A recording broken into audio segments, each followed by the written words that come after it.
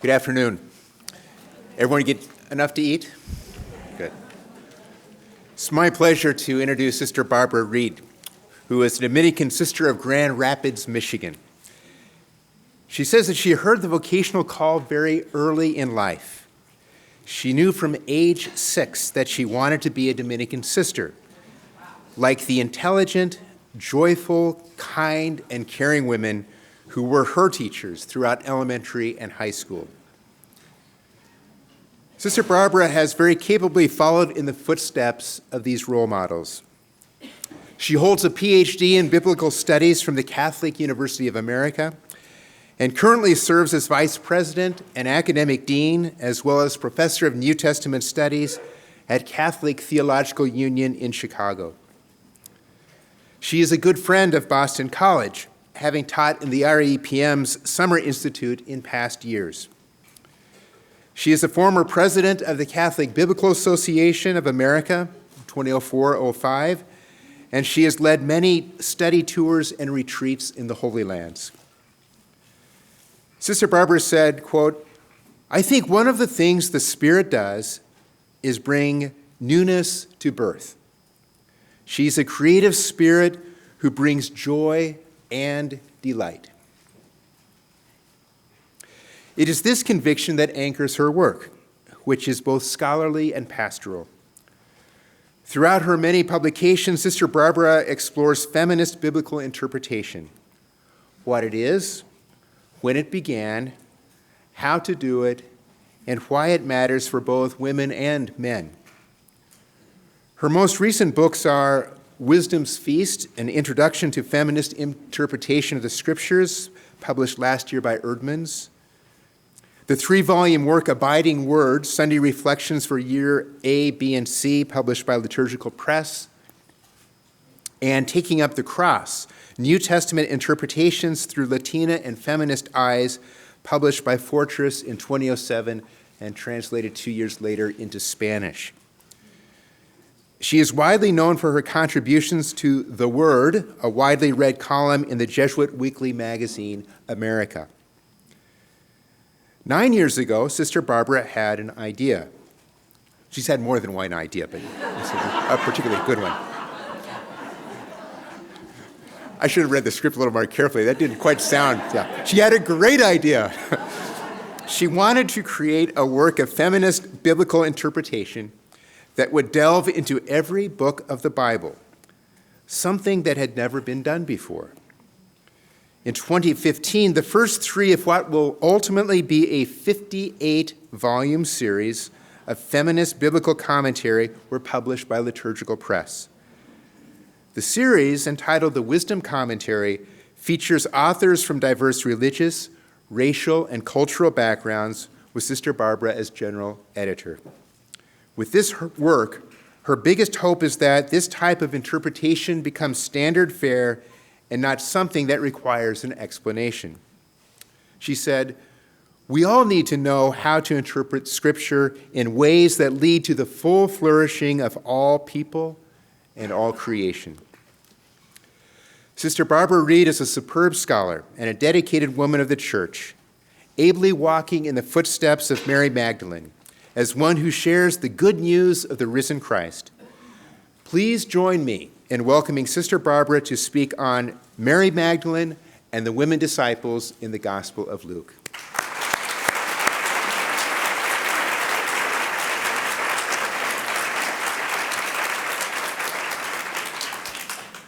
Thank you, Father Tom. That was quite some introduction. I hope I can live up to even half of it.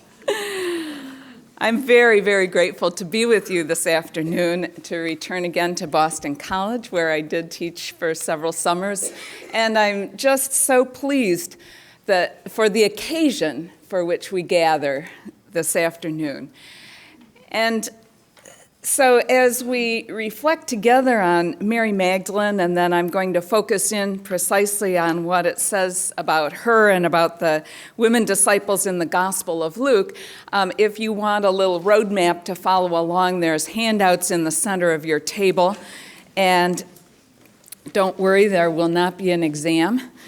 Mostly it's in case you didn't catch the scripture reference and want to go back and find out where that is. And so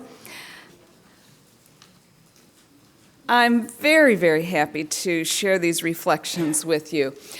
2 years ago at Catholic Theological Union, where I minister, we received a gift of 5 paintings from the renowned artist Janet McKenzie. Most people know her portrait, Jesus of the People, that you see here. You've seen this before, yeah? She won the first prize back at the turn of the millennium for National Catholic Reporter's Jesus of the Millennium contest. And the 3 paintings that we received, though, at Catholic Theological Union were her triptych on Mary Magdalene. We had a celebration for the unveiling of these paintings, and our president, Mark Francis, asked me if I would make a more formal presentation to the group gathered about Mary Magdalene. And so he suggested, teasingly, that I tell the story of Mary Magdalene's arduous journey from Palestinian prostitute to a life of luxury on the French Riviera. It's good that you're laughing at that. Some people think that's true.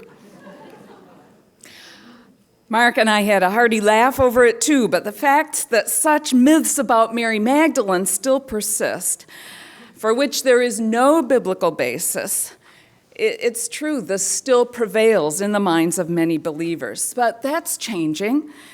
However, as gatherings like this one helped to bring forward Mary Magdalene as apostle to the apostles, as she became known in the early church. What the Gospels actually say about Mary Magdalene is finally starting to become better known. But if you ask most Christians, who was Mary Magdalene, what are they going to tell you? Yep, that she was a repentant prostitute, or maybe they'll tell you she was the one who wept over Jesus' feet and dried them with her hair, or maybe they'll tell you that she was the woman who was caught in adultery and was about to be stoned before Jesus intervened. But in the Gospels, none of those things are said of Mary Magdalene. Nowhere is there even a reference to her having been a sinner, much less a prostitute. And the confusion between these other women and Mary of Magdala was reinforced by Pope Gregory the Great, who conflated all of them in his Easter homily in 591.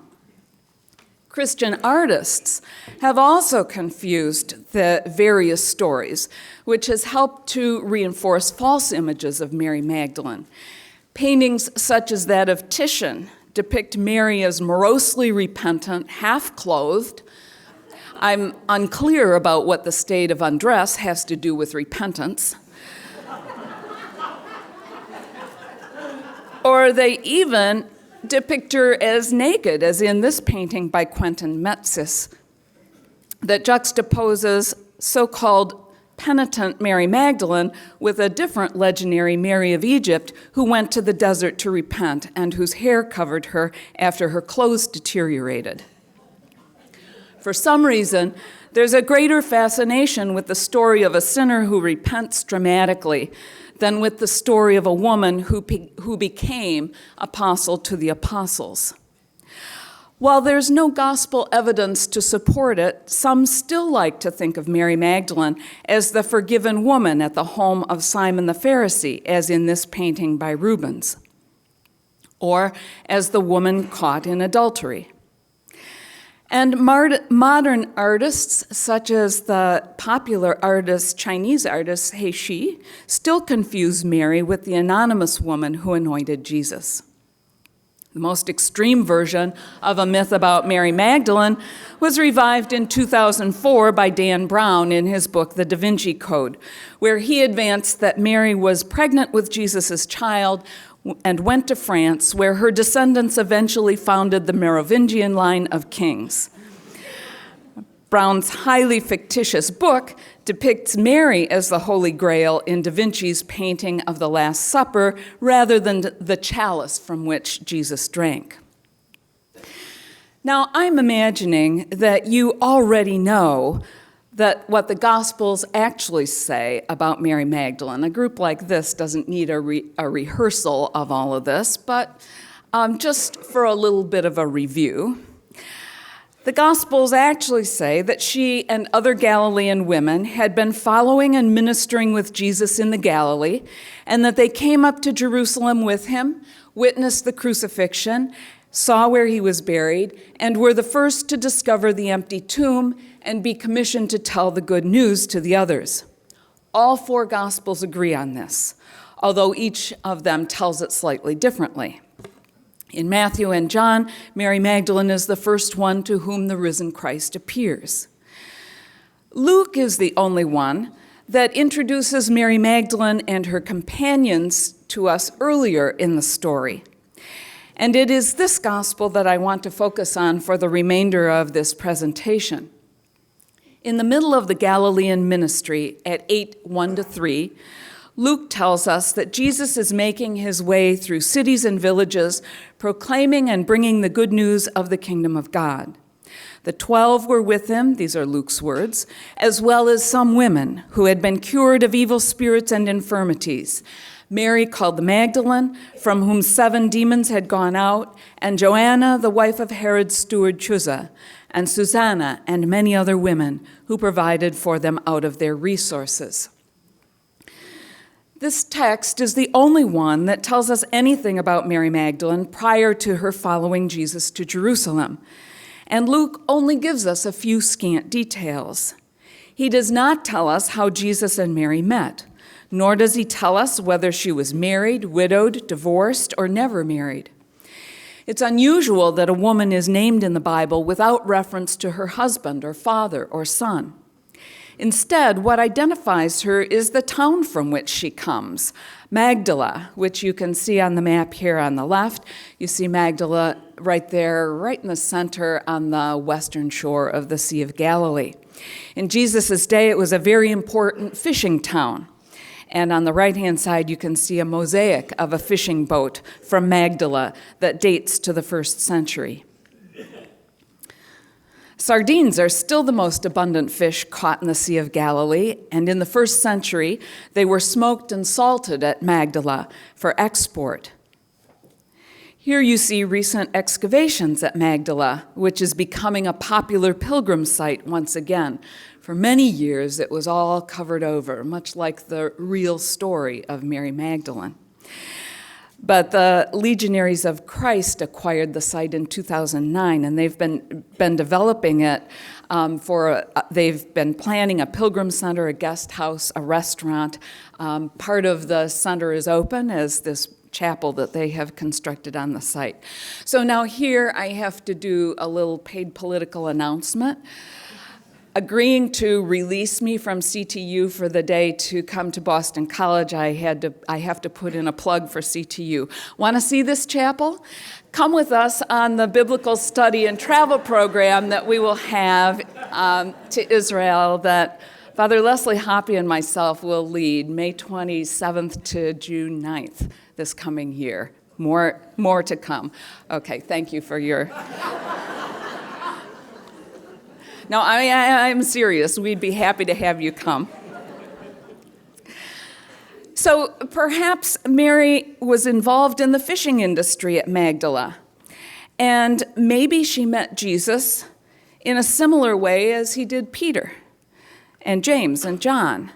That trio who left all to follow Jesus is mirrored in the 3 women named in Luke 8:2-3, Mary, Joanna, and Susanna, who accompanied Jesus as he preached the good news throughout the various cities and villages. Luke says that they had been cured of evil spirits and infirmities, and now they are very well and are devoting themselves to Jesus' mission. What kind of service were Mary Magdalene and the other women performing while they were on the road with Jesus? Some imagine Mary and her companions cooking, cleaning, and sewing for Jesus and the male disciples. But the Greek text in Luke 8:3, I can tell you don't need this, you already know. But the Greek text in Luke 8:3 tells us rather that the women were diakonating, diakonoun in Greek, ministering out of their monetary resources. The verb diakonein refers to various types of ministry in the Gospel and Acts of the Apostles: ministry of the word, ministry of the table, apostolic ministry. And Jesus describes his own ministry with this term when he says he is among them as one who serves, ha diakonon, in Luke 22:27 at the Last Supper scene. In the case of Mary, Joanna, and Susanna, Luke specifies what kind of ministry they were doing. He says they were diakonating out of their resources. And the Greek word huparkanton, resources, means monetary resources. And autais, there, is a feminine plural possessive pronoun, indicating that the money is their own, not the common purse. Remember, in John's Gospel, chapter 12, verse 6, it says that Judas kept the common purse and used to steal what was put in it. So Mary Magdalene, Joanna, and Susanna are business partners with Jesus, financing the mission, accompanying him as he goes from town to town and participating in the proclamation of the good news. Mary Magdalene slips out of sight then in the rest of the gospel, and her next appearance is at the end, where she is again accompanied by Joanna, and this time Mary, the mother of James, and other women from Galilee, according to Luke 24:10. In Luke's version of the scene at the empty tomb, the women find the stone rolled away from the tomb, go in, and are perplexed not to find the body. Two men in dazzling clothes suddenly stand beside them. The women are terrified and bow their faces to the ground, and the men say to them, "Why do you look for the living among the dead? He is not here, but has risen." Luke continues this way, "Remember how he told you while he was still in Galilee that the Son of Humanity must be handed over to sinners and be crucified, and on the third day rise again." Then they remembered his words.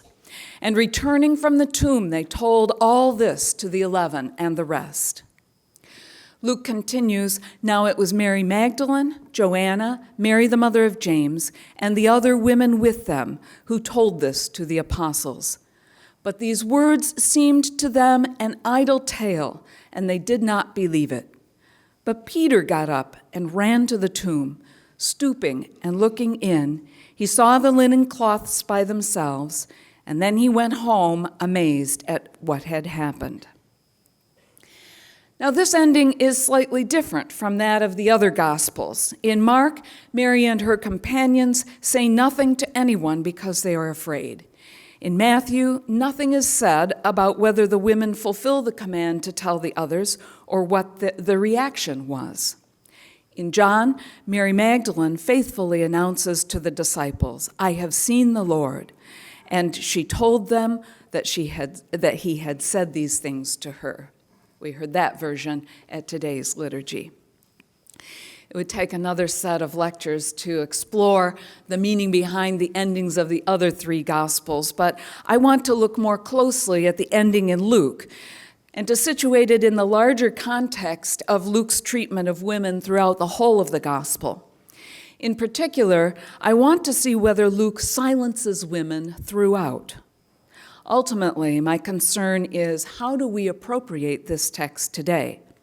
Does Luke help or hinder us in the struggles of women to exercise the ministries of the word to which we are called? It has long been observed that the Gospel of Luke has more episodes that feature women than any other gospel. And so, during the first wave of feminism, there were scholars who championed Luke, saying this is the gospel for women. But just sheer numbers of women is not all it takes. The second wave of feminism, which emerged in the late 1980s, saw women biblical scholars turning a more critical eye to how women are portrayed in Luke and Acts. Scholars like Elizabeth Schussler-Fiorenza in her book In Memory of Her in 1983, and Mary Rose D'Angelo in an important article in the Journal of Biblical Literature in 1990, and Jane Shaberg in the first edition of the Women's Bible Commentary in 1992, were among the first to show that although Luke knew of women prophets, leaders, and missionaries, he does not portray them as such. These scholars noted that no woman outside the infancy narratives speaks except to be corrected by Jesus or to be disbelieved. For Luke, women have chosen the better part when they remain silent and receptive. Building on the work of these scholars, I showed in my book, Choosing the Better Part, Women in the Gospel of Luke, which I wrote in 1996, that there are women who receive the word, believe, are baptized, follow Jesus, and host house churches, but there are no narratives showing individual women as called, commissioned, enduring persecution, or ministering by the power of the Spirit, as there are of men. Women in Luke and Acts do not imitate Jesus' mission of preaching, teaching, healing, exorcising, forgiving, or praying. Only men are depicted in these roles. I observed then that women in the third gospel are healed by Jesus and are objects of his compassion, and they listen to the word, but nothing is related about how their discipleship is put into action, except for Mary Magdalene and her companions, whose financial ministry I saw as an ancillary service to the mission of Jesus and his 12 chosen male apostles in gratitude for their healing. When it comes to proclaiming the word, of the 57 instances of the verbs for preaching, announcing, or proclaiming in Luke and Acts, only once, at Luke 24:9, are women the subject, and they are not believed. Since Luke claims to have investigated everything accurately, chapter 1, verse 3, I thought it likely that Luke knew of women who were participating actively and visibly in leadership in the early apostolic ministries, such as those named in Paul's letters.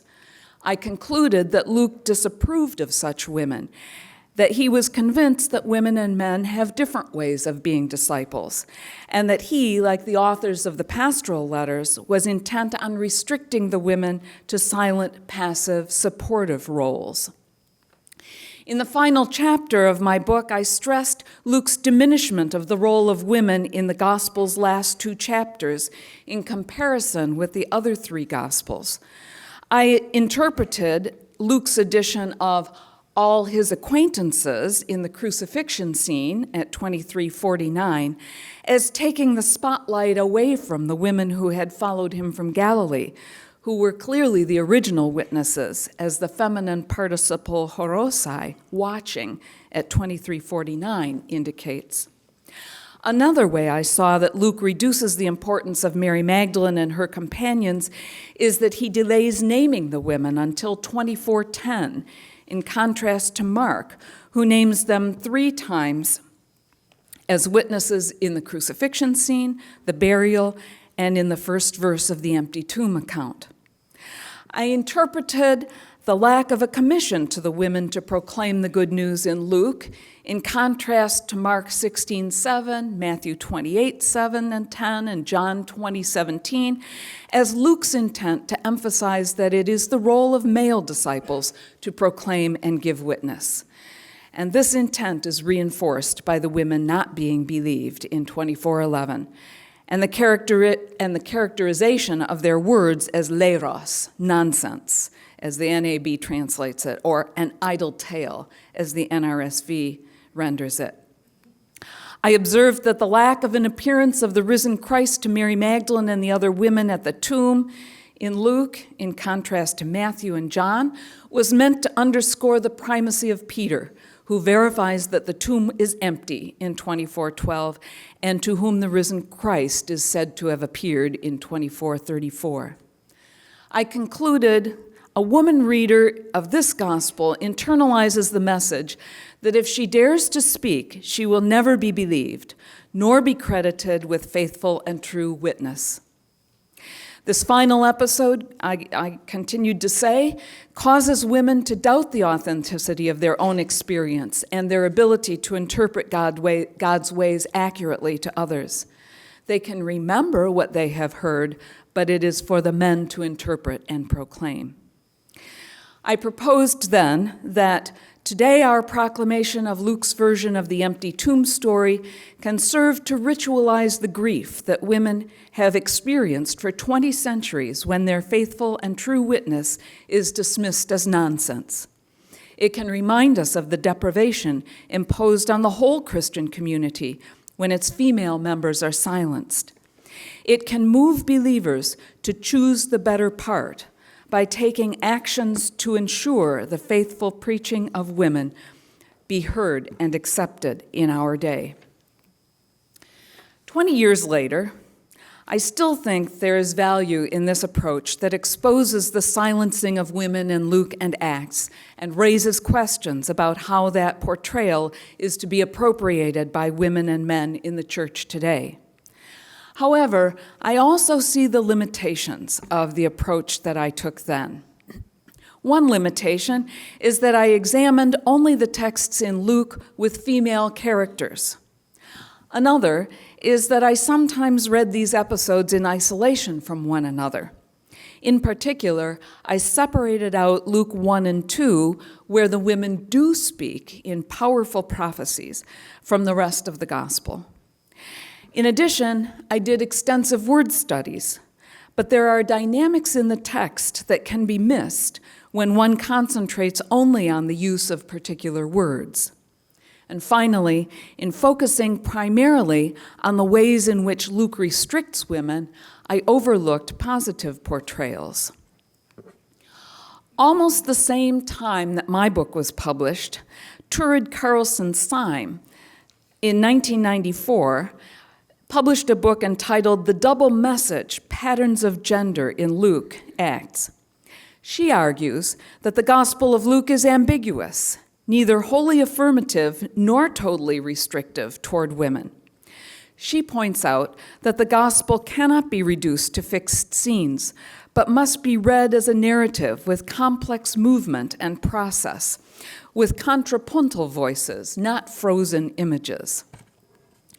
So, with her observations in mind, I revisited the question of the silencing of women in Luke, and in particular, my reading of the last 2 chapters of Luke's Gospel. And that was the subject of my presidential address to the Catholic Biblical Association 2 years ago. I'll give you the Cliff Notes version.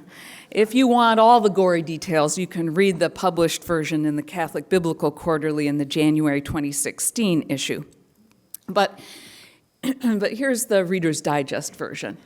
Let's start first with the opening chapters, the opening 2 chapters of Luke. And we find there a symphony of voices announcing theological and Christological themes that will resound throughout the whole of the gospel. Significant proclamations are made by Mary, Zechariah, and Simeon with their canticles, as well as by Elizabeth, Anna, and John the Baptist. And startlingly enough, women speak as often as men, and what they say is significant theologically and Christologically. Elizabeth interprets all that is happening as the actions of God, who delights in taking away her humiliation. That's the first thing she says in chapter 1, verse 25. And then in the visitation scene in chapter 1, verses 39 to 45, she pronounces a threefold blessing over Mary, prefiguring the way that Jesus pronounces blessings and gives instructions on what one must do to be blessed. Elizabeth's act of blessing also creates an inclusio, a big arc from the first chapter to the last chapter of the gospel, when it points to the final scene in the gospel where the risen Christ blesses his disciples, and they in turn bless God. That's in chapter 24, the last verses, 50 and 54. There's one more place where Elizabeth's voice is heard, and that's toward the end of chapter 1, when they're about to name her child. The neighbors and relatives are all gathered, and they suggest that they name him Little Zach after his father. You remember, Elizabeth strongly intervenes. By no means. He is to be called John, Yohanan. Now, the expression, uhi Allah, by no means, implies much more than a polite difference of opinion. It is an emphatic exclamation and a corrective. Back to the visitation scene again, we have a very important declaration by Mary, the mother of Jesus. She's the first to utter a lengthy canticle. It's a prophetic proclamation with very significant theological statements. It is preceded by her famous reply to Gabriel in the Annunciation scene, "Here I am, the servant of the Lord. Let it be with me according to your word." That's a very important response. It echoes the responses of the prophets and the leaders in the Old Testament whom God chooses, like Samuel, Moses, Joshua, David, and Hannah.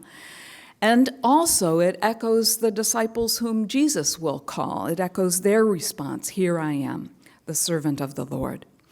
Mary's response, "Let it be with me according to your word," also points forward to Jesus's declaration, on the Mount of Olives, when he is imploring his Father, "Not my will, but yours be done." Also, when Mary says she is servant of the Lord, it also echoes Jesus's own foreshadows Jesus's own articulation of his mission, where at 22:27 at the Last Supper, he says, "I am among you as one who serves." Mary's prophetic canticle echoes the songs of Miriam in Exodus 15, Judith in Judith 16, Deborah in Judges 5, and Hannah in 1 Samuel 2, acclaiming what God has done in the past and pointing ahead to how God's saving acts will be manifested in the ministry of her Son and on into the future. She praises God as Lord, Savior, and Mighty One, ways that Luke also will speak of Jesus. She sings of how God has looked upon herself and upon all those who are humiliated, raising them up and filling the hungry with good things while sending the rich away empty. These themes are played out more fully throughout the rest of the gospel as Jesus feeds the hungry and exhorts his followers about the dangers of riches. Mary praises God's endless mercy, foreshadowing Jesus' healing acts towards those who call out to him for mercy, and his teachings and parables about being merciful and praying for mercy. So the length of Mary's proclamation and its theological profundity are matched only by Zechariah's canticle at the conclusion of chapter 1. There is one more female voice in those first two chapters. The prophet Anna is the final woman to speak in the infancy narratives. And although her words are conveyed only in indirect speech, they contain an important Christological affirmation. She spoke to all who were looking for the redemption, lutrosin, of Jerusalem. Her words echo Zechariah's prophecy, who praised God for having redeemed them, the same word, lutrosin. And then they arc forward to the words of Cleopas and his companion in the scene on the road to Emmaus, where they say, "We had hoped that he was the one to redeem," same Greek verb there, to redeem Israel. In the remainder of the gospel, not surprisingly, the majority of speaking is by Jesus. Few other characters, male or female, speak at any length, and what they say, whether they be a follower or an opponent of Jesus, most often shows misunderstanding or rejection. These utterances usually function to allow Jesus to correct and challenge what has been said.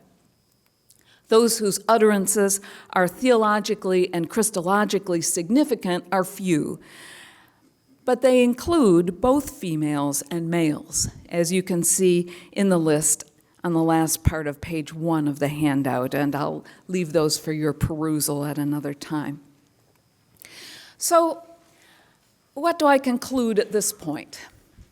As I look now at Luke's first volume, I see that women are not any more silent than men, and I recognize that there are important connections between the women prophets in Luke 1 and 2 and the Galilean women in Luke 24 who announce that Jesus is risen. And so I have revised my previous interpretation of Luke 23 and 24.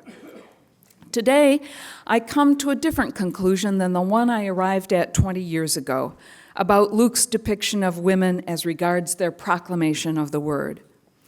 I had formerly separated the infancy narratives from the rest of the gospel instead of reading the beginning and the ending chapters in relation to one another. I thought that Luke's depiction of Mary, Elizabeth, and Anna in the mode of powerful prophets, in contrast to the silent women in the rest of the gospel, could be explained by the evangelist's understanding of salvation history divided into distinct eras, as Hans Conzelmann had proposed in 1961.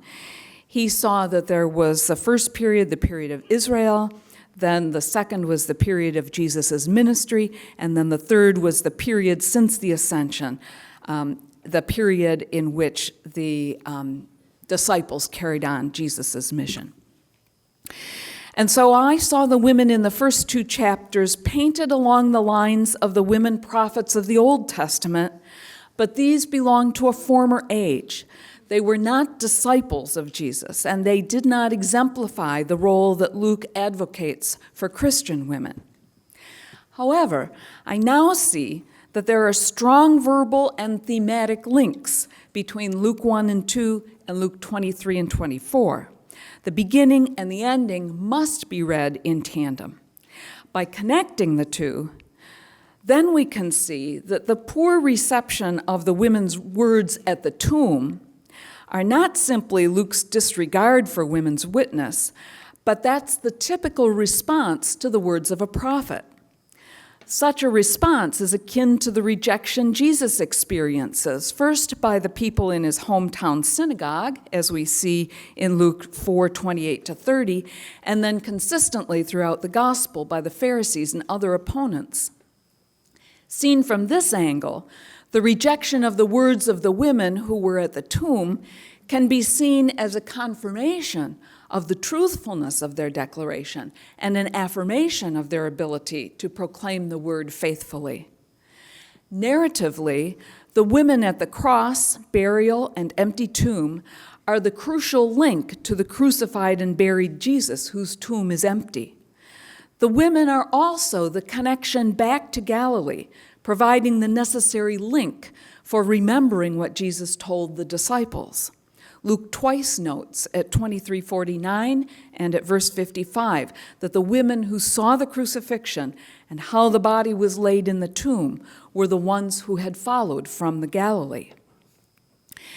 After having introduced Mary Magdalene, Joanna, Susanna, and the other Galilean women at 8:1-3 as accompanying Jesus and ministering with him while he was preaching in the cities and villages, Luke then implies at 24:6-8, where the 2 angelic figures at the tomb tell them to remember, he implies that these women were present among the disciples who heard the passion predictions in chapter 9 and chapter 17.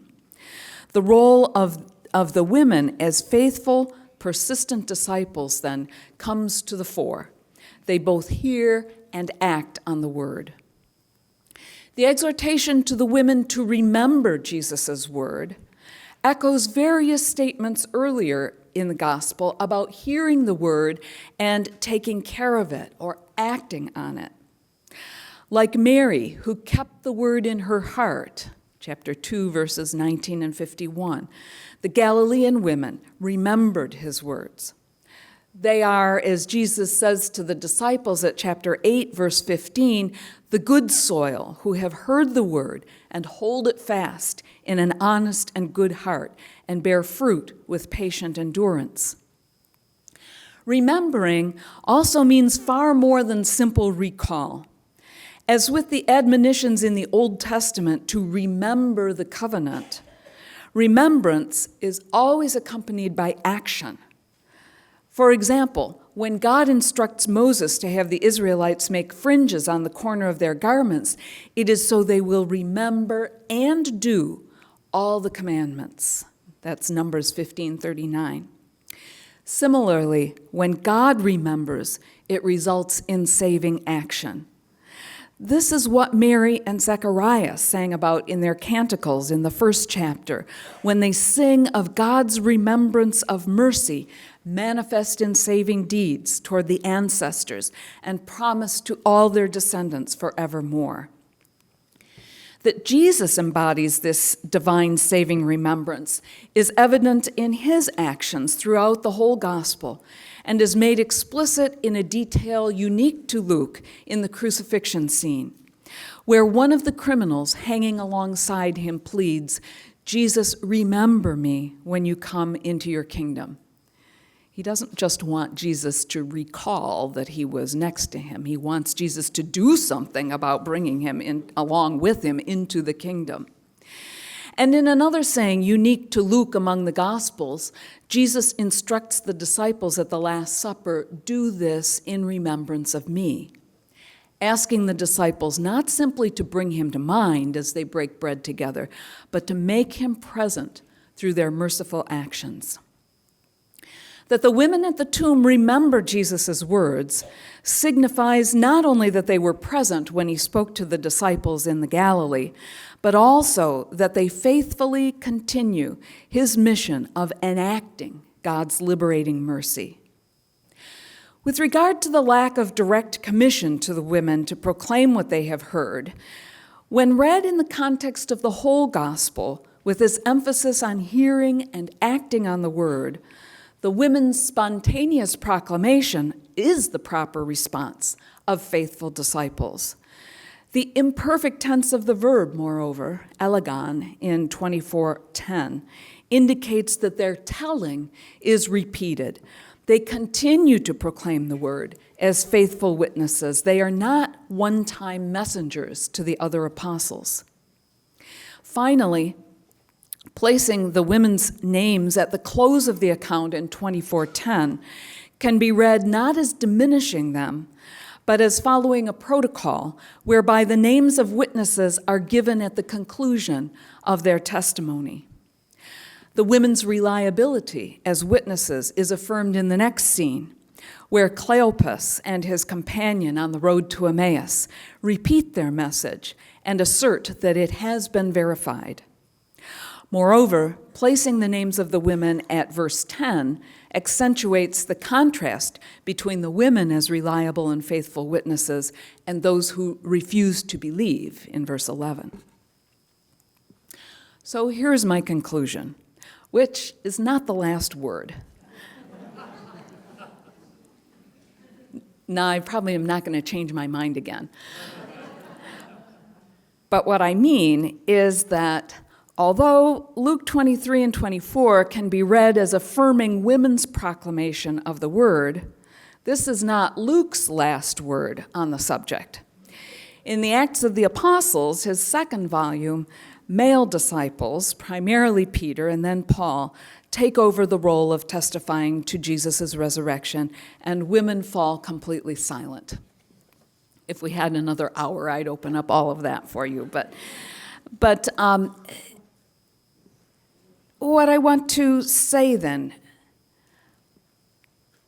suggest that we do, is take Turid Carlson Same's argument that Luke leaves us with a double message, and then that means that we must then take a dual approach to this gospel.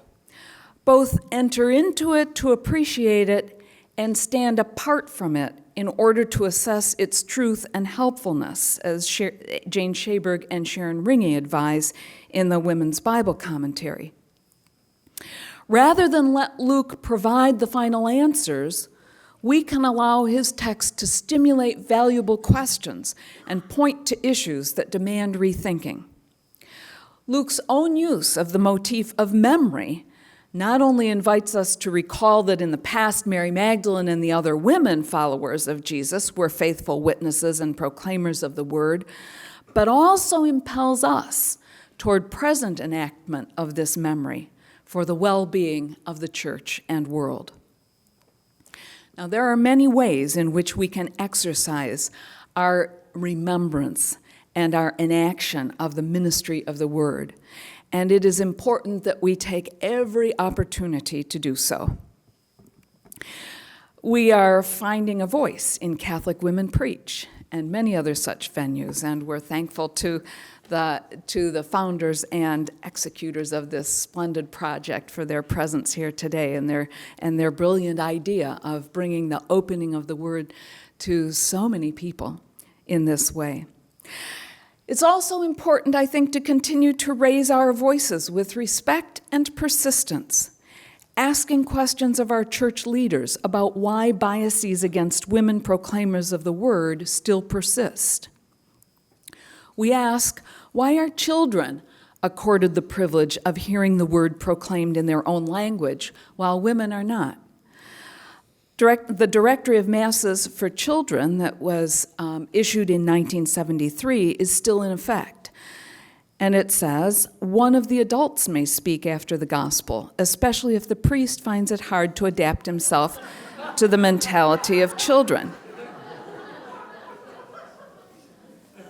Meaning that the preacher for children must be able to speak the language of children. And so we should ask, do not women and laymen merit the same?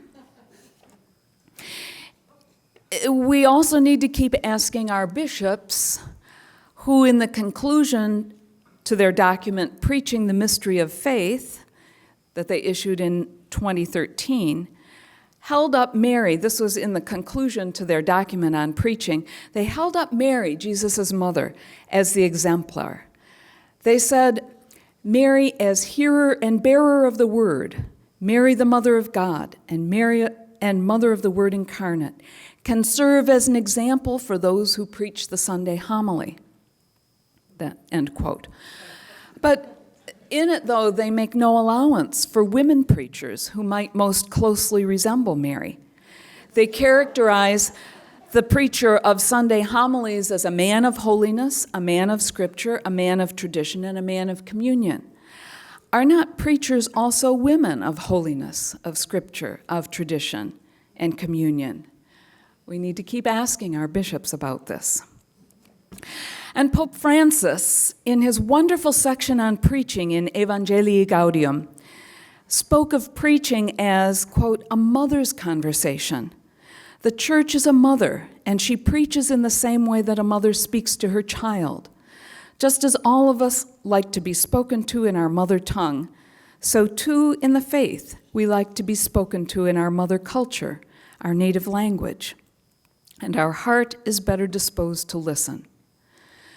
But unfortunately, Pope Francis does not envision actual mothers or other women as preachers who might best know the native languages of women.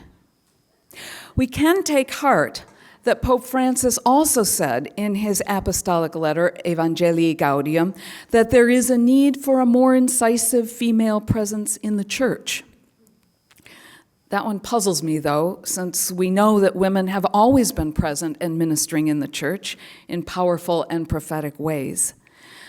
But perhaps there is also new hope with the commission Pope Francis has established to study the diaconate for women.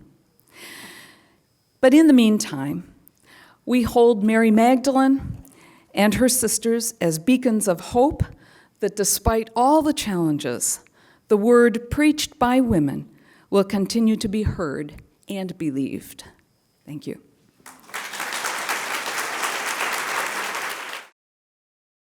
hate to interrupt such good conversations. But perhaps there's something that is stirring in you that you'd like to share with the whole group, whether it's a comment, whether it's a question, observation, question. So please wait for the mic to come to you. Tell us who you are and a concise comment or question. I agree with everything you said, but I have one. That's probably not a good idea. Well, all right. I'm a fan for the day. Anyway, no, I You may change your mind like I did. I could change a lot, but one of my questions that continues to worry me is, yes, men and women are together in this whole project of proclamation through the scriptures and now, but they are not together in the traditional gendered language we continue to use for the image of God. Mm-hmm. So I would love to hear your comments about that. It's a language, not just a political issue, which it is, but a theological issue. Thank you. That's a very important issue, and really I wish I had another whole hour. In a nutshell, I think it's of critical importance. We are suffering from a crisis of imagination when the only thing we call God most of the time is Father. And lots of us, I know people in this room, have experimented with all kinds of other ways of thinking of and speaking of and communicating with God. And there's a lot of good biblical basis for doing that. There's all kinds of texts in Scripture that give us myriad images for God. And some of them are feminine, some of them are masculine, and it's really important that we begin expanding our imaginations and our use of language, because what we say about God it says exactly what our relationship to God is. And so it matters. It's not just a nice thing, oh, well, if you want to call God Mother, that's just as good as calling God Father. There's more to it than that. You know, it's not just, well, everybody should do what they prefer. Well, yeah, in your own private prayer, sure.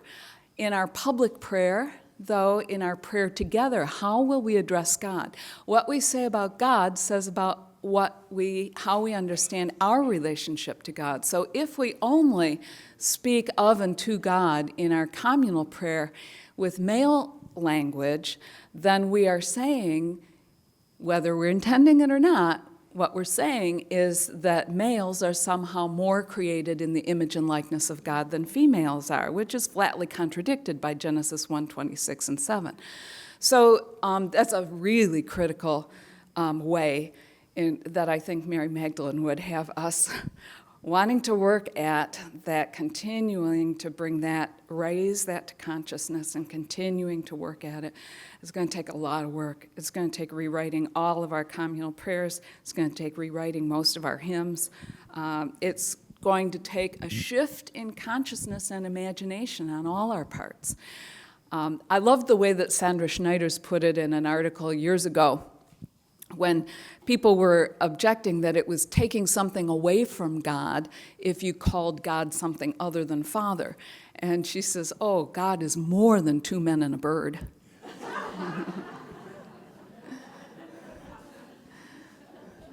So it's saying more about God, not less about God, when we expand our images of God. Good.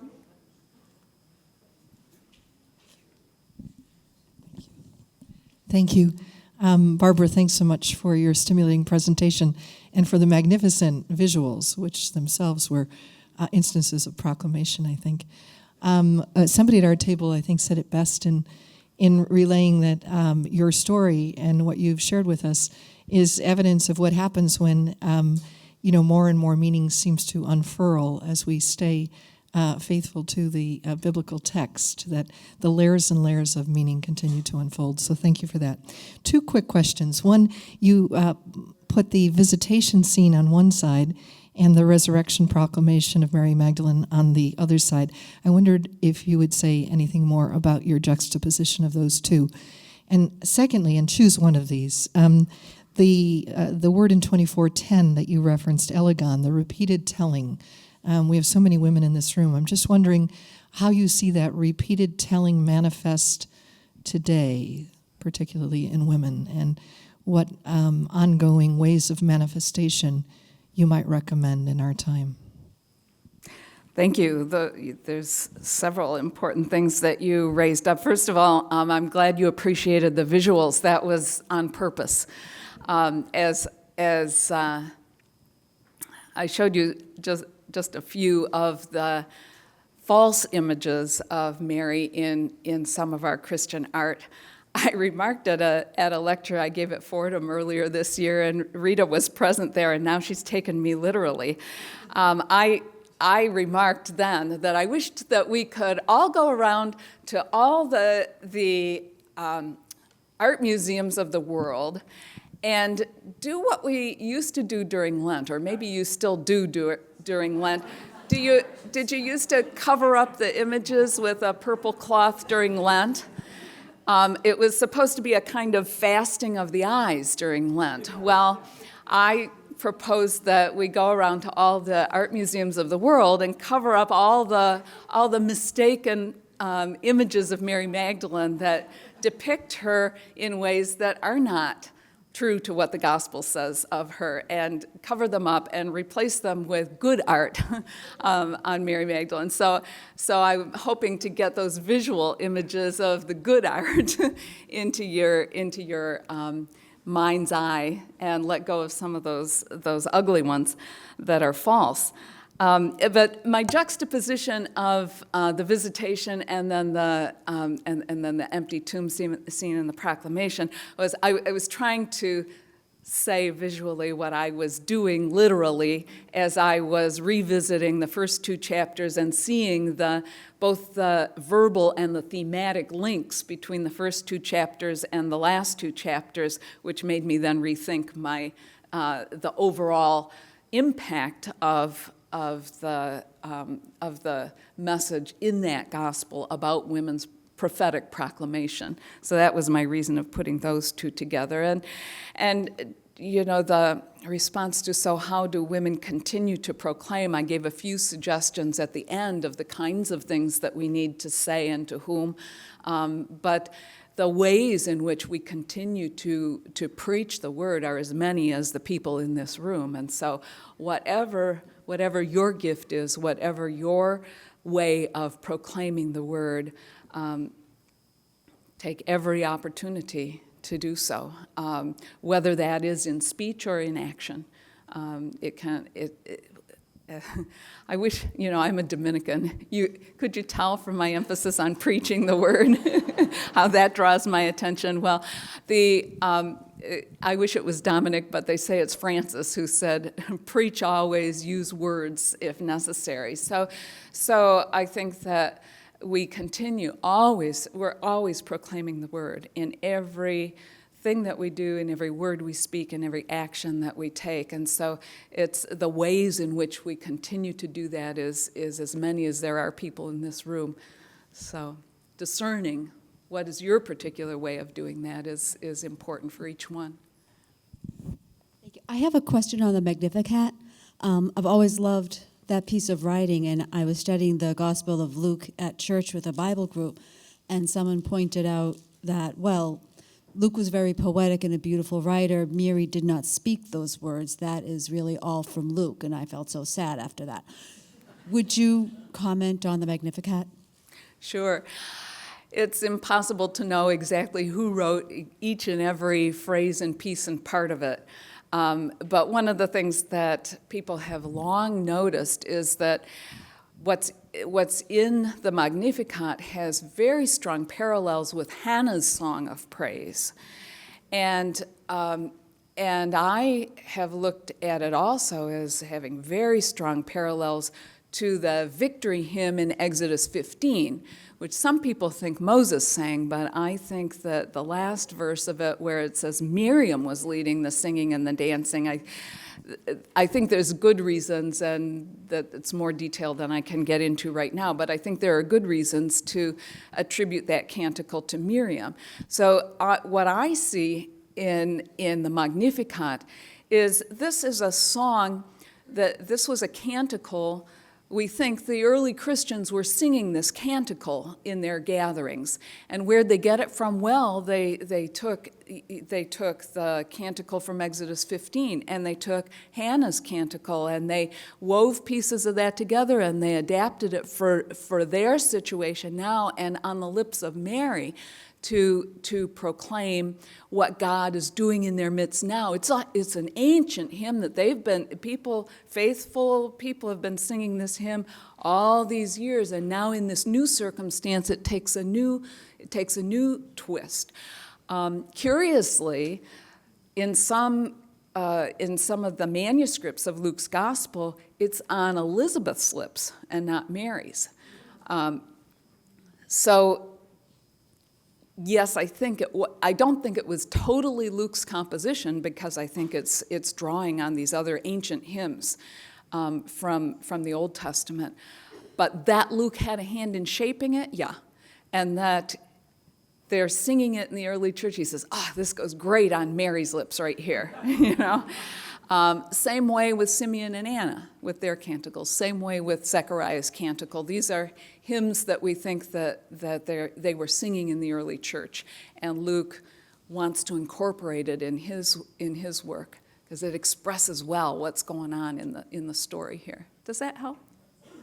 Now, whether Mary herself recited Miriam's song, Hannah's song, likely. You know, that she shaped it this way, probably not so much.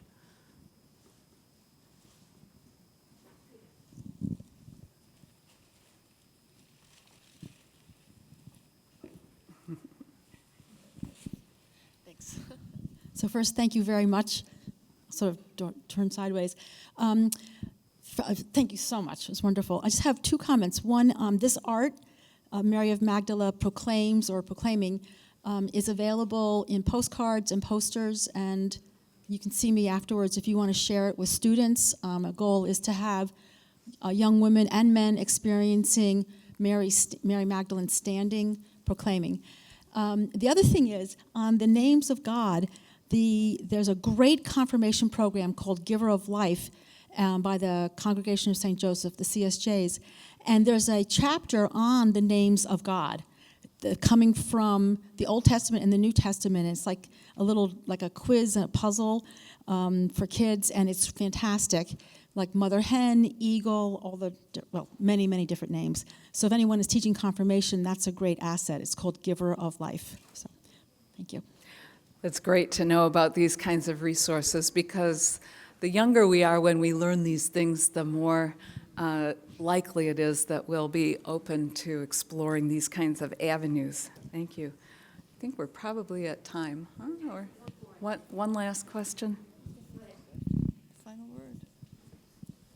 I just wanted to thank you for going through the process and the fact that you changed your mind and that you went back and relooked at it.